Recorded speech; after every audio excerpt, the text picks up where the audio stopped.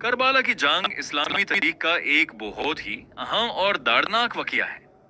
یہ واقعہ 10 محرم 61 ہجری 680 CA کو ہوا، جسے یوم عاشورہ کہتے ہیں۔ اس جنگ میں امام حسین بن علی اور ان کے چھوٹے سے قافلے نے حق سچ کے لیے اپنی جان قربان کر دی۔ بیک گراؤنڈ پہلے کیا ہوا تھا؟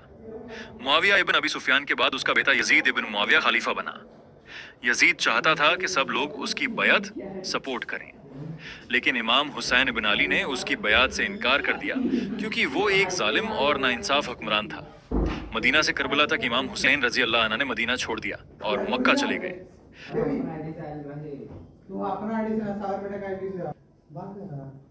وہاں سے ان کو کوفہ کے لوگوں نے دعوت دی کہ وہ آ کر ان کی رہنمائی کریں۔ امام حسین اپنے گھر والوں اور چند ساتھیوں کے ساتھ کوفہ کی طرف روانہ ہوئے۔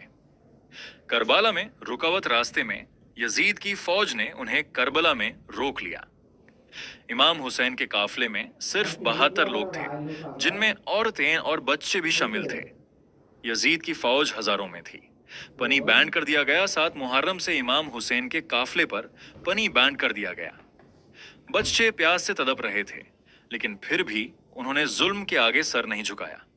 عاشورہ کا دن 10 محرم جنگ شروع ہوئی۔ امام حسین کے ساتھی ایک ایک کر کے شہید ہوتے گئے۔ ان کے بھائی عباس ابن علی پنی لانے گئے لیکن شہید ہو گئے۔ ان کے جوان بیٹے علی اکبر ابن حسین بھی شہید ہوئے۔ 6 مہینے کے بچے علی اصغر ابن حسین کو بھی تیر سے شہید کر دیا گیا۔ امام حسین کی شہادت آخر میں امام حسین ابن علی اکیلے رہ گئے۔ انہوں نے بہادری سے مقابلہ کیا اور آخر کر شہید ہو گئے۔ جنگ کے بعد امام حسین کے گھر والوں کو قید کر لیا گیا۔ ان کی بہن زینب بنت علی نے یزید کے دربار میں حق کی آواز اٹھائی۔ کربلا کا پیغام میسج: کربلا صرف ایک جنگ نہیں تھی بلکہ ایک سبق ہے۔ حق کے لیے کھڑے رہنا، ظلم کے سامنے جھکنا نہیں، صبر اور سیکریفائس کی مثال۔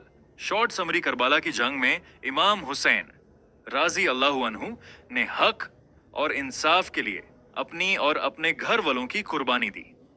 یہ واقعہ ہمیشہ کے لیے انسانیت کو یہ سکھاتا ہے کہ سچ کے لیے لڑنا ضروری ہے، چاہے مشکل کتنی بھی ہو۔